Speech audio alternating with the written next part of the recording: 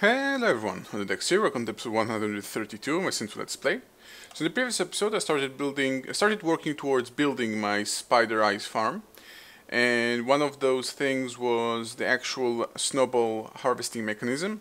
Now as you can see, I have a 4x4 block breakers with snowmen, and they're all caged within those glass panes. This corner block does not spawn any snow because it's actually, if you look at the second to last row on the left, you can see that the biome switches to beaches the moment I'm standing on it, and snow does not spawn on beach, only it spawns on ocean. This is pretty much also the reason why I'm doing this kind of out here in the ocean, because overall this entire biome area cannot support any snow. If this will be a problem, I don't know. If it really will be, I'm simply gonna add one more, but yeah, at the moment I'm harvesting 15 blocks of snow. So let's actually get to building the trap. So also in the previous episode, I've integrated some red power machines crafting recipes. So let's start crafting. So I'm gonna need deployers. I'm gonna need, let's see, I'm gonna need 36 deployers. So let's create 27 more. And I am going to need 81 transposers. Whoops, 81 is the count. Okay, so that means 62. 62 transposers. And block breakers I don't really need. I'm gonna need glass. And I'm gonna obviously make the trap out of cobblestone. Let's get, I think 5 stacks of glass will be enough. Cobblestone. Let's get a bunch. And I'm gonna need quicksand. Quicksand I don't really store in here. Quicksand I'm storing in here. I think, yeah, stack and a half pretty much should do it. Again, I need 81, so stack and a bit should do. Let's get the transposers and get building. Now I'm going to build this at the same age which I've built my Enderman trap. Mainly because this overworld age is starting to get really loaded with a lot of things running at the same time, and it's really killing my FPS. At the moment I'm running on 30 FPS. It's not that bad, but it's not really fun to play in. Well, because my end age is completely void, it's a lot easier to build. So in terms of supplying myself with snowballs or anything, that's not yet the case. This is not yet what I'm working towards. At the moment I'm just gonna build the framework for the farm. So I'm gonna take my cave spider spawner, and I will also need a cage. Bars. Just 8 bars. And since I'm building this in the void, I'm gonna take a bunch of cobblestone with me so I can build everything double layered and all that kind of thing, so if anything breaks it doesn't instantly fall down to the void and get destroyed. If I'm gonna lose my soul shard, my tier 5 soul shard that I've farmed for quite some time, it's gonna be kind of disappointing, so I'm gonna take a lot of safety measurements. I think those are all, yeah, ghost entities. They're not really here, or they, okay, they are really here. How did they survive the drop? I don't know. But they're not aggressive towards the golem, so there is no harm in their being there. Okay, they're gonna make a lot of noise. Okay, so the endermen are right over there. Let's build my spider farm right over to that direction.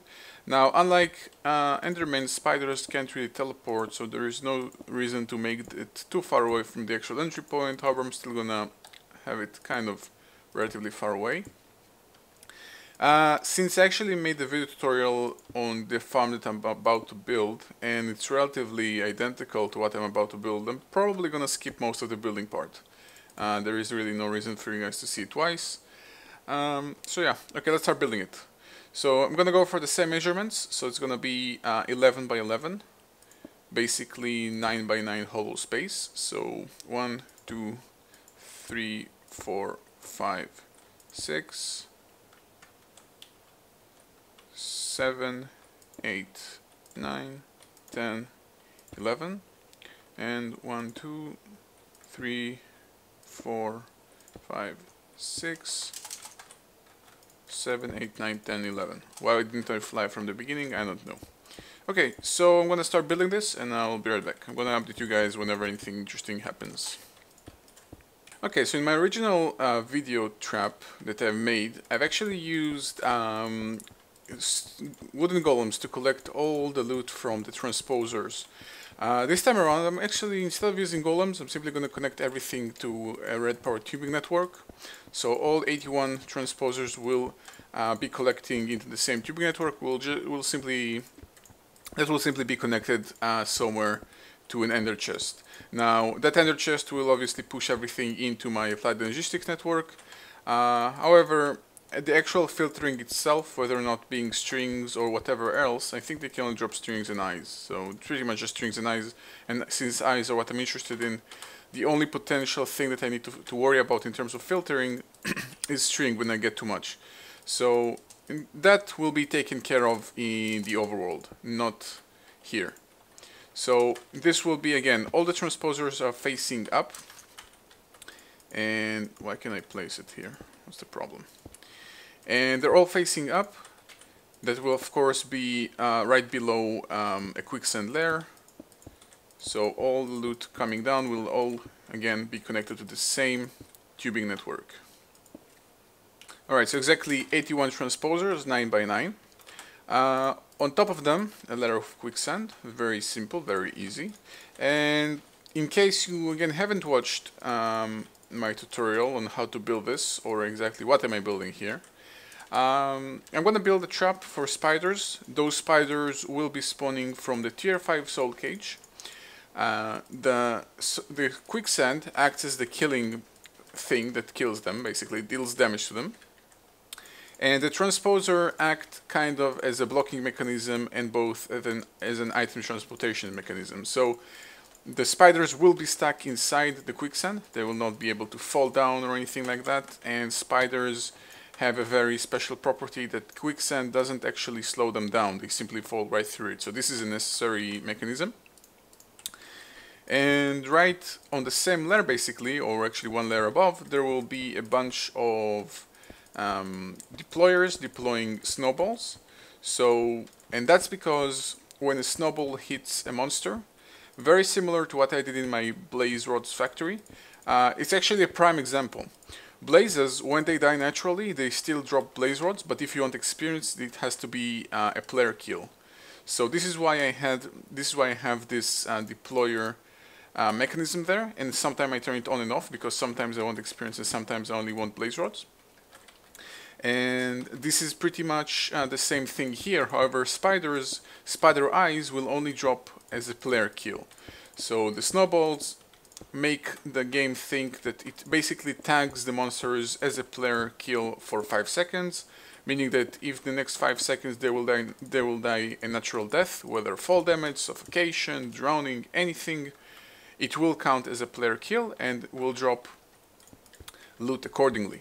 So simply gonna spam snowballs from all around the place, so any spider spawning is pretty much, I think pretty much 100% chance to be tagged by a snowball, and whenever it's killed, it's gonna hopefully drop a spider eye. Now of course, spider eyes are still not a 100% drop chance. Of course, if you're gonna use a weapon with looting or something, like I have my Sword of the Zephyr with looting too, obviously it's gonna increase the drop chance, but it's still not 100%. But yeah, overall, over a long period of time, over some period of time, they eventually drop spider eyes, and that's pretty much what I'm looking for. Okay, so I'm just about to complete the actual encasing mechanism, because spiders can actually climb on walls, so it's kind of a must to actually also build a ceiling to this thing. And the size of 9 by 9 is not exactly arbitrary, it has meaning. If you guys have noticed, sometimes I get a blaze escaping my trap because simply a hollow 7 by 7 is just not enough. Maybe an 8 by 8 is, however, simply because the way Minecraft works, an 8 by 8 cannot be centered perfectly on one singular block. So no matter where I'm gonna place the spawner, there is still some chance of a blaze gonna slip through the borders of the cage, in an 8 by 8 at least, while 9 by 9 is pretty much, for a tier 5 spawner, pretty much perfect. Nothing can escape it. I think all the in every direction it has, it's good enough to make sure that nothing escapes. Okay, so I'm gonna leave the center block hollow. And this is pretty much the actual trap completed. Now, of course, I'm going to connect all the deployers to a snowball mechanism, and I'm going to get the actual cage and everything going. So let's do that right now. So first, let's take care of the snowballs. So for the snowballs, I'm gonna need another ender chest, which is colored gray, gray, gray. I think this is white, white, white. Yep, this is white, white, white, gray, gray, gray. Yeah, I'm simply gonna make a new ender chest. I've got a ton of wool, there is no problem doing that. So let's get blaze rods, ender pearls, which I now have a metric ton of, so it's really no problem getting any. One chest, and wool. I'm gonna go for light gray because this is simply the color that I've picked for my snowball machine. And an obsidian, so quickly create another chest. Now I did consider actually adding ender chest recipes to my Planet Logistics network, but it feels silly. I don't really know if I'm gonna need it. Okay, let's make sure. Okay, this is my Snowball network. So again, for the time being, I'm not really gonna add any sort of mechanism, any sort of ender chest recipes. Just for the time being, I don't see it really necessary. Okay, so my soul cage, my ender chest, I'm gonna need tubes. I'm gonna need a bunch of redstone tubes. 36 won't do it. Actually, I'm gonna do a little bit more. Let's get those extra 22 into redstone as well. Actually, let's get the entire thing into redstone as well. Okay, this is good enough. I will need also a timer, so let's get one. And in terms of moving the actual snowballs around, I may need more than... Okay, and let's get a bunch of filters. I don't know exactly how many I'm going to need. Didn't I have filters integrated yet? I guess not. Okay, let's just get a bunch of filters. I don't know exactly how many I'm going to need, but most likely I'm going to need a bunch. We'll see. I think... Oh wait, still... Okay, let's get some blue... Let's get some red alloy wire. We're also going 2 jacketed wires. Or 3? Oh, let's get... Okay, let's get everything. And the lever. And I think that's pretty much it. Unless I've forgotten something, but I'll only realize I've forgotten it when I need it. So let's set up everything.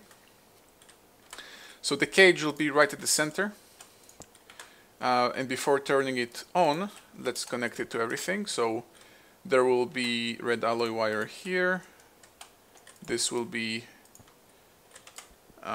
jacketed wire, this will be a cobblestone block, another red alloy wire, and a lever up on top to turn it on and off. Right now turn it on, and then I can place the actual soul shard, and it won't turn on because redstone is keeping it from turning on. And some glass. Okay, so the spawner is actually working. Now let's connect everything to snowballs.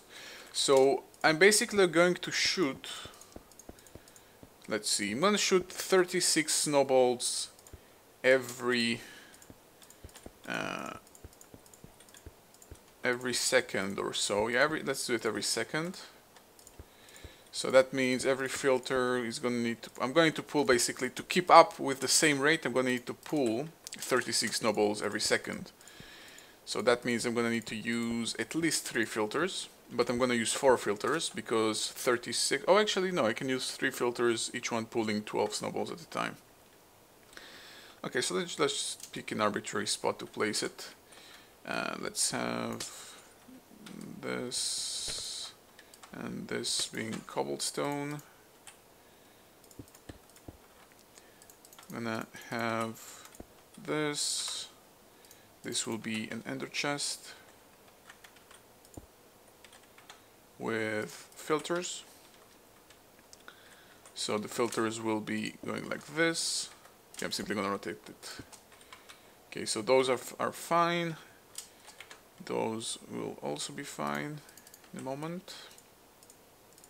Okay.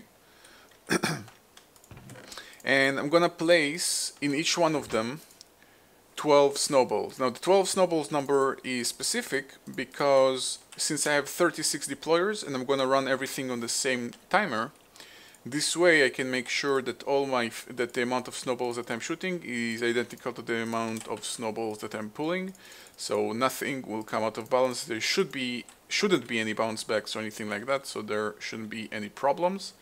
So this will be connected like this. This will be connected like same distance. Okay, it's connected like this, and this will be connected like this. And I still forgot to actually bring some alloy wire, so let's get some. Okay, so I got some alloy wire. Let's connect it like so. This will be here, and the timer right here will be set on 1 second. So every 1 second I'm going to pull 12 snowballs, and all the deployers are going to shoot snowball. So exactly 36 pulled, 36 shot, and this will be pretty much perfect.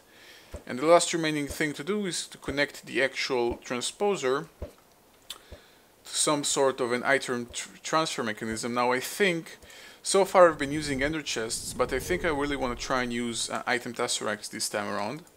So let's try that. I'm not exactly sure how they work with red power tubes, but we're definitely going to find out.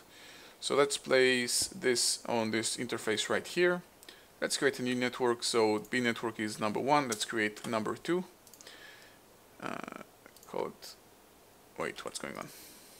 Okay, frequency 2, and let's name it spider trap. Add that. This will be a receive only network, and it will always be on. It's going to look for a low signal, but it's always going to be on.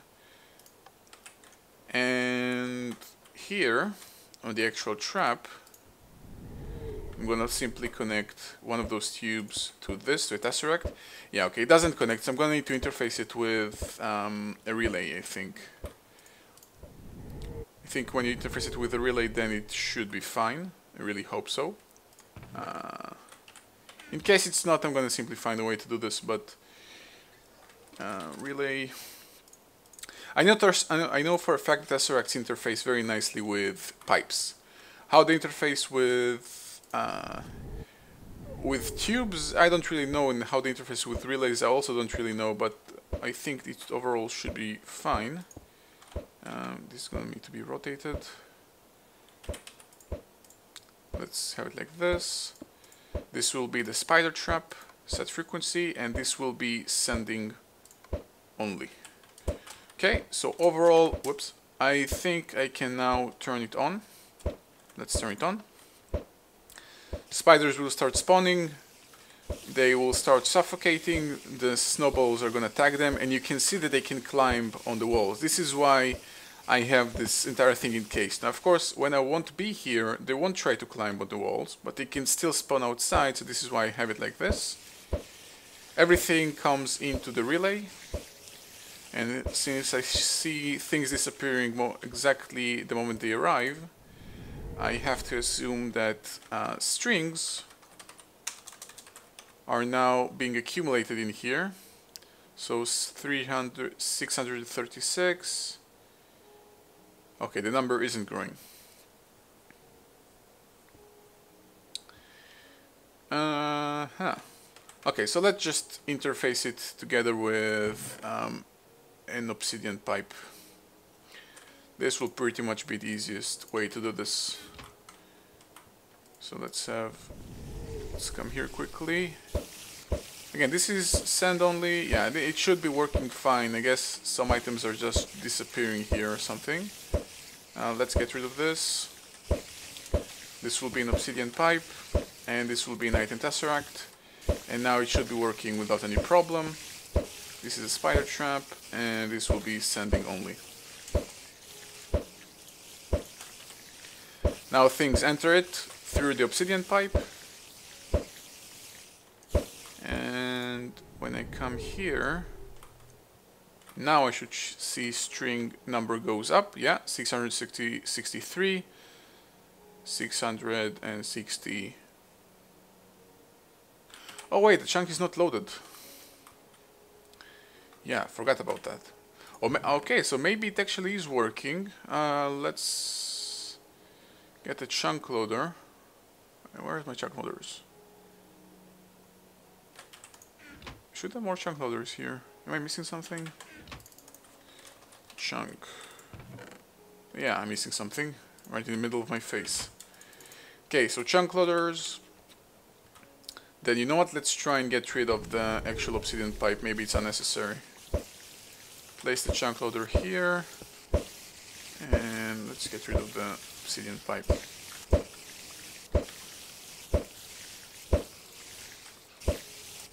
So, spider trap. Sand only. And let's see if it works now without an obsidian pipe. String. Yeah, it works without an obsidian pipe as well, so there is no problem there. Fine. So, spider eye, number growing. So that means out of the products required for the Galgadorian metal, 2 out of 3 are working. So I got spider eyes, and I've got ender pearls. So the only real problem remaining, well, I've got magma cream, so slime ball and blaze powder, no problem. Blaze powder comes from blaze rods, slime ball comes from slime balls or from actual bee products. Ender eyes, no problems, come from ender pearls and blaze powder. Ender pearls come from my farm, blaze powder comes from blaze rods. And finally, fermented spider eyes come from spider eyes, mushroom and sugar. Now actually mushroom is something that I forgot about. I'm probably going to need to farm mushrooms as well. And lastly, of course, there are also gas tiers. In regard to gas tiers, I have a couple ideas in my mind how to farm this. There is definitely a solution to farming this. This is not like something which is impossible. There is definitely a solution to this. I'm currently considering on how exactly to do this. But you know what, now the fact that I've noticed that I'm not farming mushrooms, let's actually start farming mushrooms as well. Now I think in terms of recipes, I have the actual recipe already in place. No, apparently I'm not. Okay, mushroom farming. Let's look into it. I think there was actually an add-on that you could tell your farmer to actually farm mushrooms, or is it by default? Can they farm mushroom? What's the mush gloom? I think they can probably even farm mushrooms by default. Okay, let me check a little bit what's going on. Although, you know what, before I forget, let's add a top limit to the amount of strings, similar to what I did with the ender pearls. I don't really want too many crazy things going on, so let's get a level emitter and an interface, level emitter, and an export bus. I don't really want to overload my system with those silly strings. Even though string is useful, I'm actually using it in the actual frame production. The B frames, I'm actually using, you need strings as a part of it. I don't really want to overload my system, so I'm gonna go for the top limit, probably the same number that I go for everything, or for lately for everything, which is the 64 stacks. So that number is 4096. So let's go again. So active mode is on stacks mode. So place down the export bus into this relay, tell that active with signal, stacks of items, string, with the level emitter emitting a signal when I have more than 4096 string, and that's pretty much it. So top limit of string also set. For spider eyes, I don't really see it necessary yet. I don't see myself getting so many spider eyes. The number grows relatively fast, but yeah, it's gonna take a while before I actually have too many spider eyes, so this will wait. More importantly, I wanna keep track of the actual snowball production, see if it keeps up with the demand. Seems like it does, so I'm gonna let it run for a while, but keep a close eye on it. Okay, so the idea I'm having right now in mind, basically my next project, by the way, is mushrooms. Mushrooms are currently my next project. Probably not gonna happen this episode, but I'm gonna try and start looking towards taking care of them. Now I'm gonna need, I think, for the actual, I could change, they can come from a fungal comb, and if I really want I can simply turn this mushroom into this mushroom, and I'm pretty fine with that in terms of balance. There is no problem there in my opinion. The mushroom I'm going to need, I think, is the brown one, am I right? For fermented spider eye, yeah. I don't think the red white dotted thingy mushroom is the proper one for this recipe. So let's take 2 of those and actually change them into the brown ones, and I'm fine doing that with the Philosopher's Stone. Usually I have a problem doing that in terms of balance, but this is something I'm fine with. So let's turn 2 of them into those brown mushrooms. And the mechanic regarding mushrooms that interests me is the following one. If you take bone meal and apply it to a mushroom, supposedly in any type of area, including grassland area, okay, they cannot be placed. Oh, there are some mushrooms here as well, even.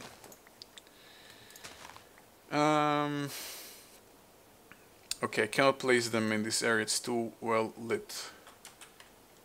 Mushrooms have the property of not growing into well lit areas. I guess you can't even place them into well lit areas. So let's try, and let's get some dirt. I'm gonna build some sort of a makeshift small cage area now. It's just kind of a small proof of concept. Nothing too major. Okay, let me quickly build something.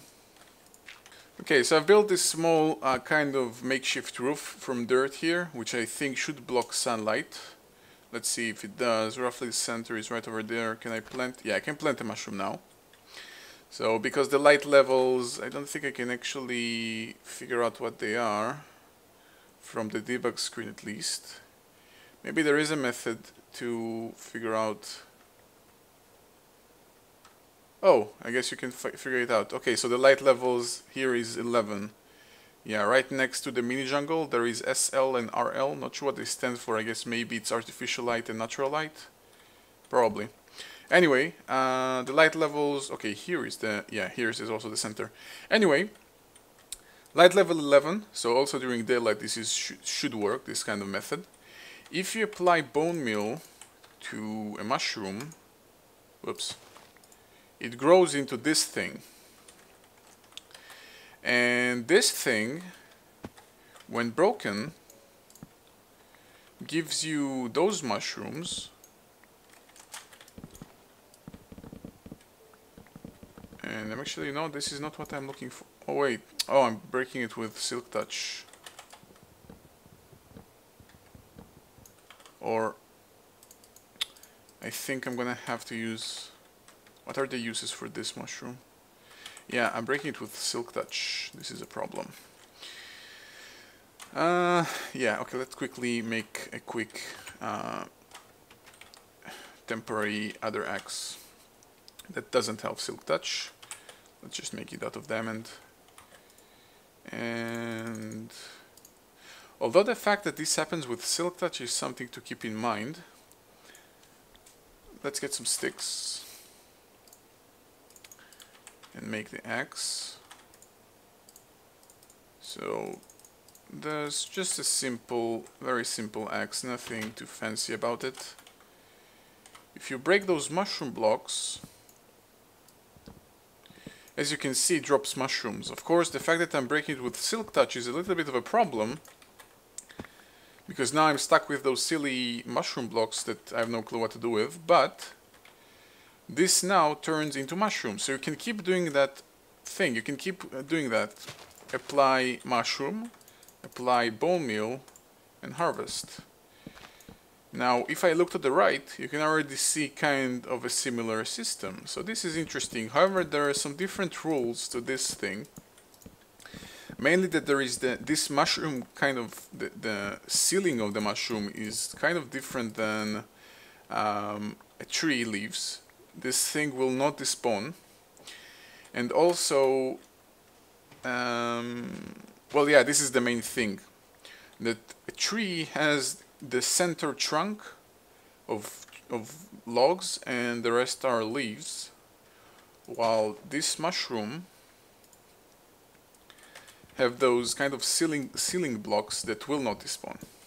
So this is something which is essentially different. This is kind of a big difference between a tree farm and a potential mushroom farm that will work like this. Either way, this could be a potential way of growing them. I'm simply gonna have to look into this, see if it's actually something viable. However, here's something that I'm simply gonna have to test before trying to build that kind of farm. So if I have a block breaker with those mushroom blocks, although this is a different mushroom block, if I break it, yeah, it seems to be doing fine. It kind of breaks it, yeah, okay, there we go. And you have that chance of picking up a mushroom or not picking a mushroom, but it will not break like Silk Touch or something. So it breaks it and has a chance to drop the mushroom. Okay, so this is what I'm looking for. Alright, so proof of concept. I can sort of try and craft a red power farm for those mushrooms. This will be my next project. However, it's not going to be in this episode. It's going to be hopefully in the next one. So yeah, got myself some spider eyes. Let's take a quick look, see how many have I managed to accumulate so far while messing with those mushrooms. 200, not bad. Not bad at all. Also, a quick look at seeds. Just out of curiosity, 1500 basically. Not bad. Not bad at all. Definitely good progress.